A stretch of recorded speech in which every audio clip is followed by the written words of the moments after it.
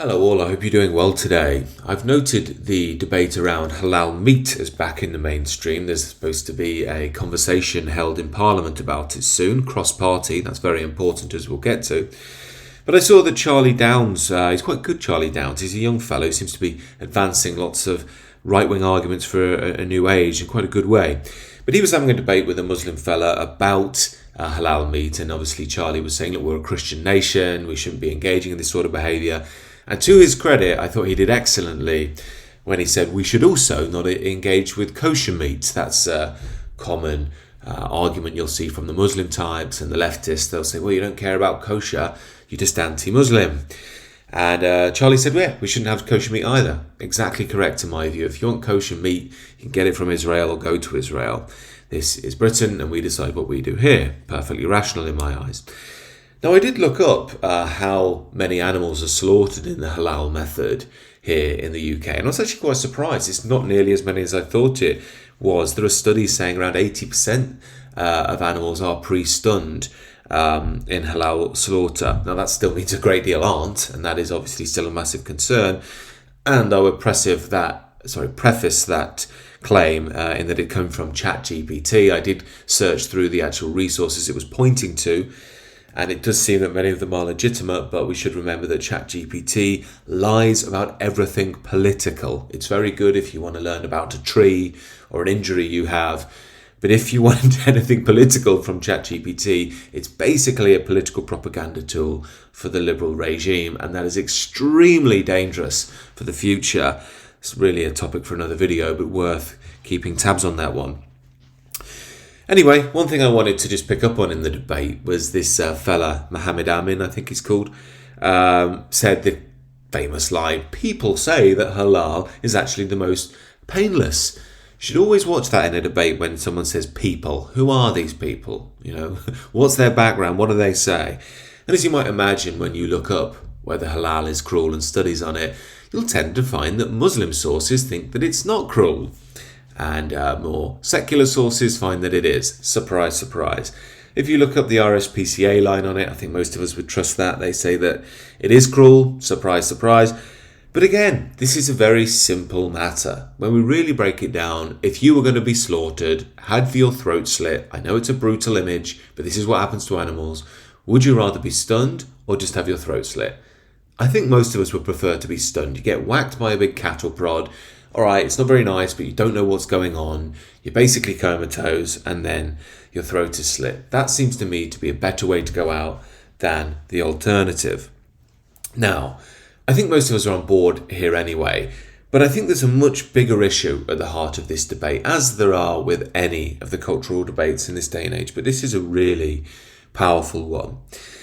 First of all, I think the reason why many progressives who would otherwise be very pro-animal rights are so defensive of Muslims and halal is because it undermines the multicultural utopian vision of the liberals. Because it clearly says that we have a cultural incompatibility. And that means that anybody who criticises it must be called a racist, must be shut up, must be called evil. It's why even the Green types, who thought be all over this issue, are very, very cautious around it. But again, it is a direct line to the underlying structures which shake when you realise how flawed the multicultural ideology is. It's the same thing as dogs in Islam. Dogs are seen as unclean animals in Islam. They're not allowed in the house. Muslims don't tend to keep dogs, let alone like dogs. And that must be played down because Brits, like most Europeans, love dogs. You know, we see them as our best friends and so on. So again, these things are very rarely spoken about, and when they are, they must be controlled by the liberal messaging.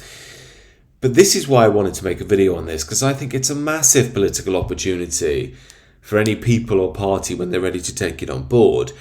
We have to remember, as Charlie pointed out in the original clip, that Britain was the first ever country to create legislation around the cruelty towards animals. It was in 1822, over 200 years ago, we decided that you shouldn't treat cattle unjustly. Now, this doesn't mean we're perfect and we're holier than thou. We are still part of what I believe is a very sinful world of factory farming. But it goes to show there is an impulse in us around the treatment of animals. And I think that touches many people very deeply. Just to be clear, none of this that I'm saying in this video is about judging anyone. I know life is hard. I know there's a cost of living crisis. I eat meat myself. I try to eat it from reputable sources, but don't always get it right. So I'm not trying to be like, I never eat this stuff either. I have. I try not to, but it happens. The point I'm trying to make here is there's a big political issue that really speaks to the heart, I think, of many Brits and arguably many Westerners.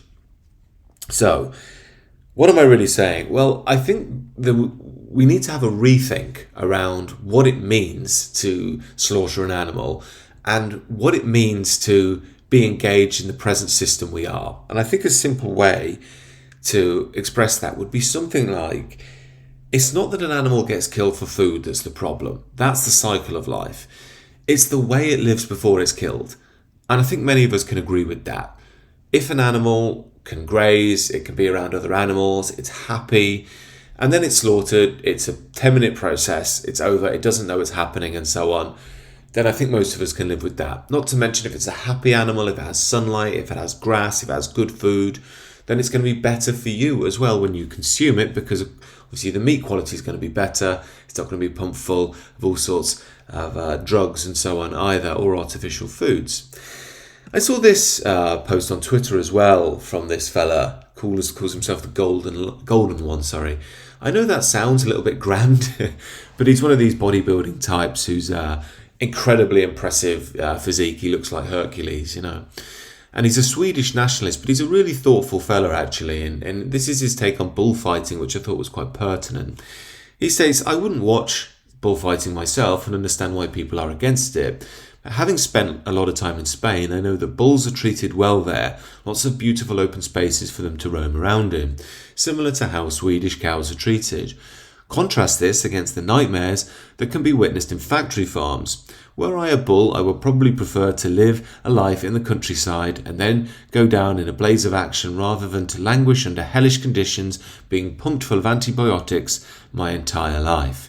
In conclusion, I do not endorse bullfighting, but there are more villainous practices that require attention first. Very well said. And again, I don't think he's saying that bullfighting is necessarily good, but there's something to be said about the traditional way versus the modern world. And we view ourselves in liberal modern modernity as also civilized. We don't do cruel things. But our treatment towards animals is probably more cruel now than ever. We have industrial levels of culling, and the vast majority of animals are kept in the most brutal conditions, whether that leads to halal slaughter or not. I think it was Paul McCartney who said if the walls of abattoirs were glass, we'd all be vegetarians. Maybe so, Paul, maybe so. But the point is, as I'm saying here, that there's a problem. And I think a problem that has massive political legs, especially for somebody on the right. Why on the right? Because number one, they have the balls to stand up to the liberal regime, this sort of issues that get drowned in the multicultural dogma. And number two, because it symbolises something very deep which the right is supposed to be about. Tradition, heart of a people, the conscience of a people, law and order, justice. And that no one's taking up this cause, other than Rupert Lowe in Parliament, I think is symbolic of what's going on in our modern world. And it's very easy to say, well, this issue is just a vegetarian issue. Look at those stupid hippies with green hair who hug trees. Now, personally, I like trees myself. Got no problem hugging one. But the point I'm making is we shouldn't dismiss it so easily. Yes, there are lots of stupid and annoying vegans who aren't very healthy themselves and like to be morally superior. Maybe there are some good folks amongst them who just really love animals and don't want to eat meat. Good for them. But I still think there's an issue here that has to be addressed. Now, again, I'm a meat eater, and I would say something like, people do need animal protein. I think that's evident. The vast majority of people do. I think some people can survive without it. That meat that people have does have to be affordable. We are in a cost of living crisis. People do need to be able to earn their keep and then be able to afford a decent meal. The other thing, of course, is meat is part of our cultural experience. It's part of who we are. The Sunday roast, the feast, a barbecue in the summer, Christmas dinner. These are all parts of our lives, and I certainly wouldn't want to diminish those. Again, they're part of tradition. But we have to balance that against the cruelty that's evidently going on, a cruelty which I think is an inescapable sin at this point. As we advance as a species, we can't ignore the just mass brutality towards animals. So then we have to think, well, what's stopping us making the change? And it's two very obvious things. It's the nature of the modern market. Everything is about profit, profit, profit, keeping supply chains running. And it's the cultural incompatibility, as mentioned earlier. And this is why I wanted to make this video, because that is these two are the big issues, whether we're talking about meat or not, that I believe the future of Europe really hangs upon. The market mechanism and cultural incompatibility. And the two ultimately, in my view, are linked. So we could say, as I've said many times on the channel, multiculturalism, mass immigration, it's all really driven by the market. Yes, there's lots of leftist ideology thrown in. That's really useful for the market mechanism. They can say, it's all about equality and don't be racist, and you're just evil and ignorant and narrow-minded, short-sighted, all that sort of stuff. You're not an enlightened human being. So that's the sort of propaganda you get. But behind it, it's just the will of the market. It wants easy, open borders so people and capital can flow over. Of course, when you reduce the nation, you reduce the collective voice. No one can challenge the market, i.e., that's what globalist power ultimately is. And this is another issue which plays completely into that. And I think, again, this is an issue that has such strength for someone willing to pick it up, like Rupert Lowe is doing, because it challenges the nature of liberal modernity at its very core. And while we could say there might be some practical issues around it, people do have to eat, they need to have affordable meat and so on, I personally believe if you had a cohesive whole, people who felt like one big family, who felt that they would support each other and have the same cultural norms, the same mythology behind them, then people are willing to make sacrifices. Right now we're in a world of dog eat dog. It's increasingly alien. We're an island of strangers, as Keir Starmer states, and I think that's true. And that means if we don't share the same cultural practices, we can't agree on the same basics. But if you have a country who see themselves as a family, what that means is, I believe, if it meant a much better life for millions upon millions of animals each year, people would be willing to have meat-free days, to go back to our older way of living where we have the big feast at the end of the week, where we do embrace meat, maybe where instead of buying meat as a steak or as a chicken breast, we buy almost an animal in batch and we have the whole of the animal. Again, traditional living. And that might sound quite old school and gross to some, but it's not really. Me and my wife often will eat the offal of animals, hearts, lungs, kidneys. They're all extremely good for you. And most people don't even bother with these parts of the animals. And again, if we can change our attitudes towards some of these things, we really can create a more healthy world for ourselves, a better world for animals, and a more cohesive system. But, and this is the big but, it depends upon us challenging the market mechanism and the multicultural liberal dogma of the age. Now again, I know this all sounds quite grand, but I believe, as I say on this channel, that we are coming to a time of massive change. As I said before, my friend has a theory that the 30s of every century are the time for revolution and challenge. And I think that's quite a good theory.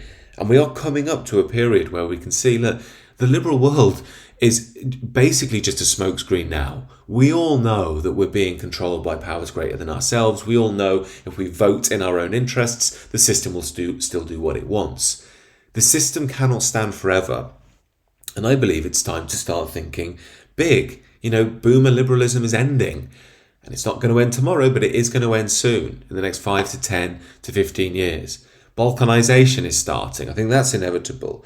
So as things start to fall apart, yes, that's challenging, but I think it should also open our eyes to think much more is possible, not just with regards to meat and the welfare of animals, but with regards to how we live, how we think about ourselves, what spiritual practices we engage in, what cultural practices we engage in, how we think about our countrymen, how we think about the people on the continent, how we think about the world.